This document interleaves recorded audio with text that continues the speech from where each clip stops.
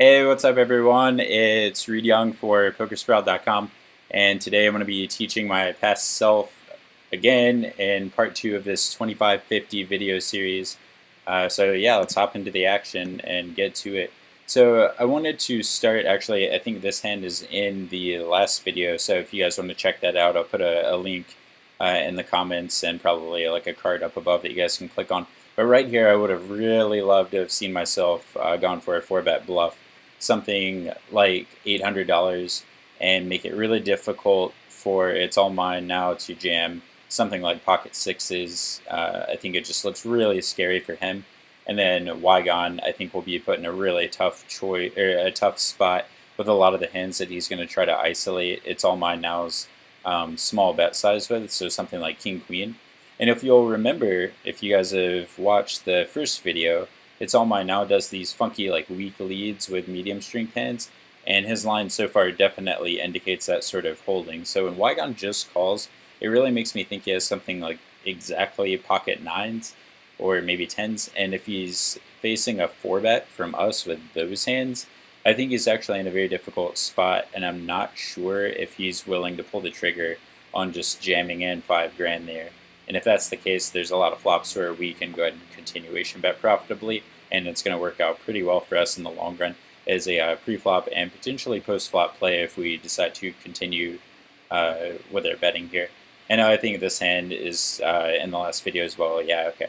So we still have a little bit to go. But I mentioned there, okay, here we go. I mentioned there that it could have open limbed. I don't mind it as a fold. I think Queen 5 suited is a fairly standard open raise on the button.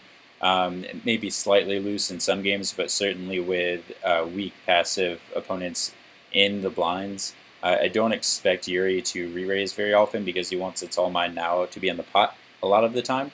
We flop top 2 pair, which is like phenomenal, like pretty much mind-blowingly awesome flop.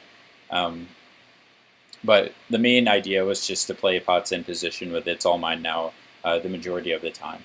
So we go ahead for a continuation bet. I think the sizing is a bit large. I don't like it that much. Of course, I'm aiming to get stacks in by the river, and I'm sure that's why I was thinking that continuation bet size. That Yuri probably doesn't have that many hands like pocket tens in his range, but he does have a lot of hands like sixes to pocket nines probably. But I weighed that against just trying to get 3-check calls from a hand like King Queen or Queen Jack, and decided to go with the larger size. So I think it's okay, and nothing really to beat myself up that much about. But you guys can probably see that I'm really advocating a very exploitive strategy in this game as far as every single player I'm targeting with every single bet size, every single move. And that's because I think that I can either outguess or outplay all these people when I am choosing these sizes. And, at this table, that's 100% true. And I'm not trying to be like I have a big ego or anything about it. It's just I know who all these players are and what they do. So I think I can get away with certain things. And when those certain things make you more money on average, you should certainly do them. So yeah, just breaking down hands as we go. The bet size here, I think from It's All Mine, is very unlikely to be a pure bluff. Also, the way the board ran out in the action, it's very difficult for John Buttons to call something like Queen Jack here, I think. So I like the raise, though. It's probably very good against a medium strength hand. The fact that his raise is smaller makes me think he's actually raising for value, and it looks like something like King 10 or maybe a straight. Those are probably pretty similar in value at this point. When It's All Mine bets a third of the pot, it's not like, okay, nice, he actually turned the hand into a bluff. So great play by him. I think, fantastic understanding of the situation. So we can learn a ton from that, from John Buttons. He's so basically the way the hand played out doesn't make too much sense that he raised there. But what is cool is if you know your opponent, it doesn't really matter. A lot of people get way too wrapped up in like game theory, balance, and blah blah blah. And while those definitely have like extremely important and valuable places in creating a poker strategy, sometimes it's just as simple as this guy's not going to call this bet, and I know it. You can see it's all mine now. He's not rebuying. His stack is dwindling. He's really telegraphing the strength of his hand with about every bet he makes, and that's all you need to know. Just attack that when he tells you he doesn't have anything, and you win. So it looks like these players are all really caught on to that, and that's something that we need to keep in mind post-flop, not just when we play against It's All Mine Now, because I think everyone's got that figured out, but also when we play against everyone else. So now here's a spot where I think Yuri could lead a lot of his range, because it's very unlikely It's All Mine Now has a king in his hand or an 8, because not much raises there. So I'd expect Yuri to have something maybe like Jack 10 here, something decent. And it looks like, I mean, It's All Mine could have something like Queen 8. I think that makes the most sense. But like King Jack isn't checking back on the turn. He probably bets larger with King Queen on the flop, doesn't check back the turn.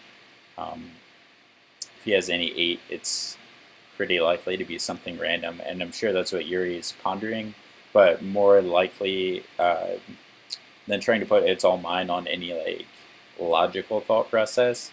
Yeah, so like Yuri's raise here, don't know about it. Okay. He had kings. I would not have expected It's All Mine to have an 8 there ever. But maybe Yuri's thinking, hey, any hand that he's going to call me with, he'll bet himself, which might make sense. And, it's tough for Yuri to have a king as well. I think maybe It's All Mine can go ahead and bluff a lot there. But I think if you're playing against a decent player or a player you just don't want to check back 2-pair on a 4-straight board, which a lot of people do, regardless of how likely it is someone has a particular hand, leading there makes a lot more sense, both for value and as a bluff.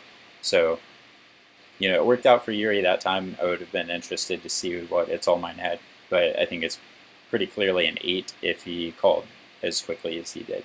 So King 10 offsuit in the big blind against an under the gun open, especially with It's All Mine, very likely to just tilt shove the remainder of his stack into the middle.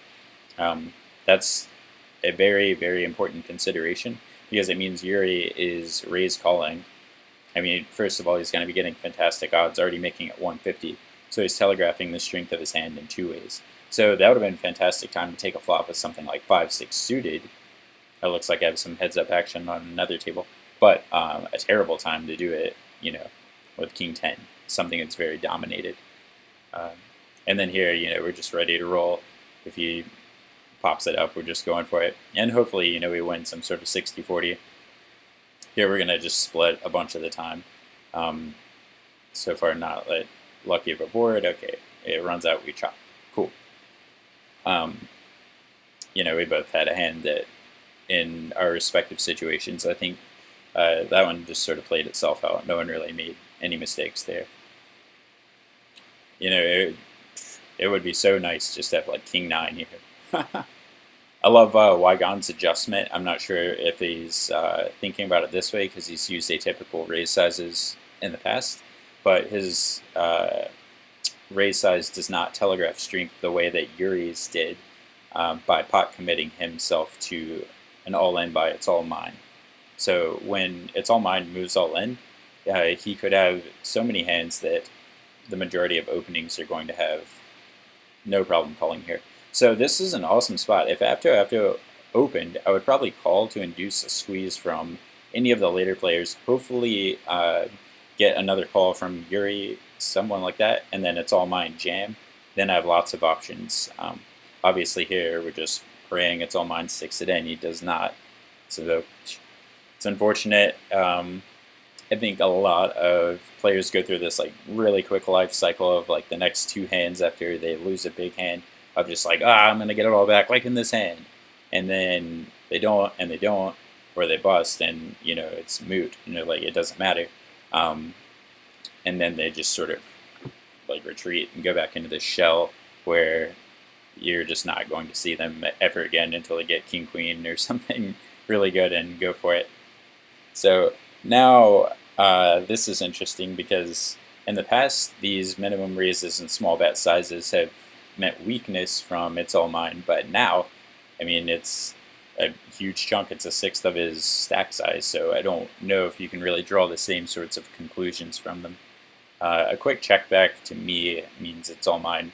Very likely has something high card heavy, or maybe something like pocket fives or twos. He didn't want to bet on the flop. This board run out is crushing his range. So, yeah, I don't know about the check by Avto there, but the play by It's All Mine looked fine, honestly. If you're raising hands like King 5 on the cutoff, I don't think you should be continuation betting that often because your range is going to be very wide on flop. So I think it's his first mistake is he's just too splashy pre-flop, especially for his short stack size. Avto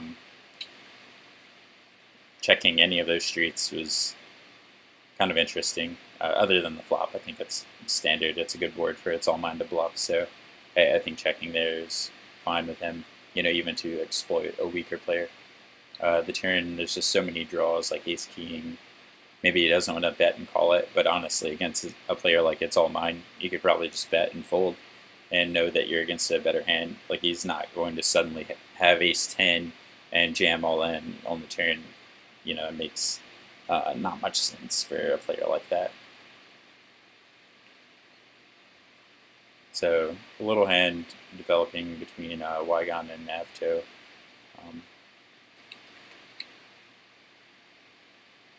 Looks like Avto's in the tank. Whew, man, not much to think about here, homie. Oh, and Yuri's in the hand. Okay, that makes sense with the bet sizes. So you guys can see actually there's a ton of 5-10 games I'm like either taking or not taking. I'm definitely playing more than one table while this video is going on. Just recording this one for you guys. But it's crazy because there's, at the time, and this still happens, there's a lot of 5-10 games running, and then like a few 25-50 games will run, and then especially a few good 25-50 games will run. So you're getting this weird situation, and that's why Avto is tanking. I think that's a clear bet at some point from him. Doesn't really have to worry about anyone having a 5, especially an under-the-gun pre-flop raiser who's checked that board twice. But anyway, Avto seems to be very weak passive with his strong hands, or trappy, I guess, with his strong hands, which means if he does end up betting out in a scary spot, that should discount the likelihood that he does have a strong hand. So that's something to think about for later. So we might be making some hero calls against him, is hopefully what I'm thinking about. But yeah, so what I was going to say is part of a sound like bankroll management strategy. And I actually just talked about this on PokerSprout and just made the video for tournament play. But this applies completely in cash games as well. If you can't move up or down a level, a buy-in level consistently, then your bankroll strategy changes drastically. So if I lose a buy-in playing 25-50 when my normal game is 5-10, that's a huge difference. So all of a sudden, I've lost like, 5 buy-ins in one hand. That's a lot if these games aren't running all the time. So you gotta definitely be careful. Make sure you're properly rolled, or if this isn't something that regularly happens, this game certainly not. It's a good 25-50 game. Siraj Aziz on the top left there, he is another regular who's just caught up in this game. He's finally grabbed a seat. I like the bet size from Wygon here, regardless of what he has. It's very likely that Avto is calling at least for a chop after checking back turn. So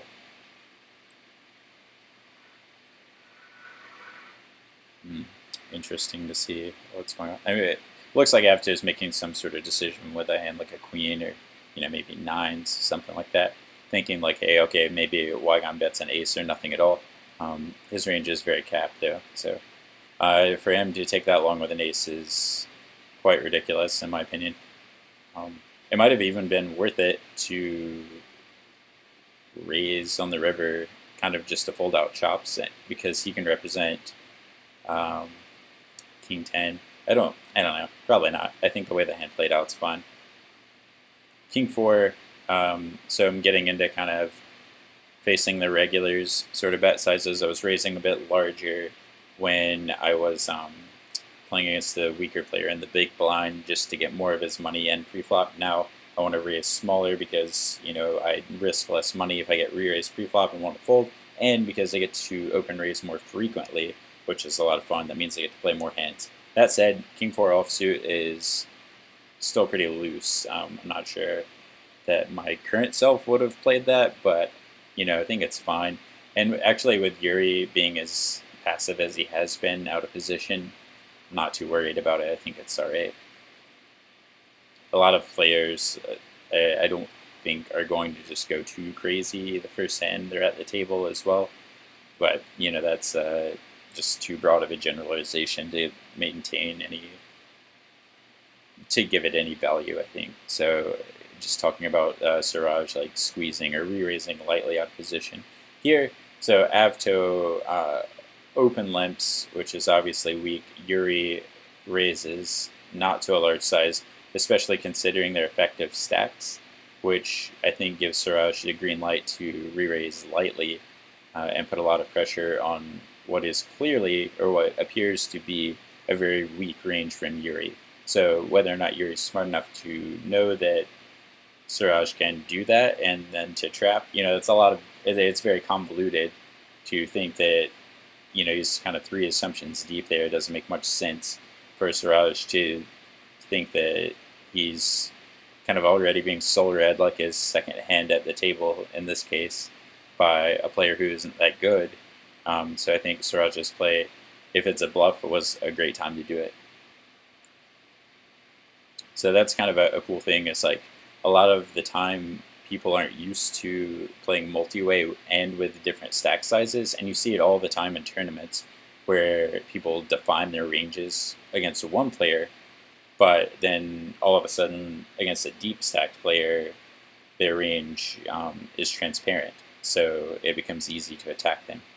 So someone like, I think this is a fairly close spot with Jack 9.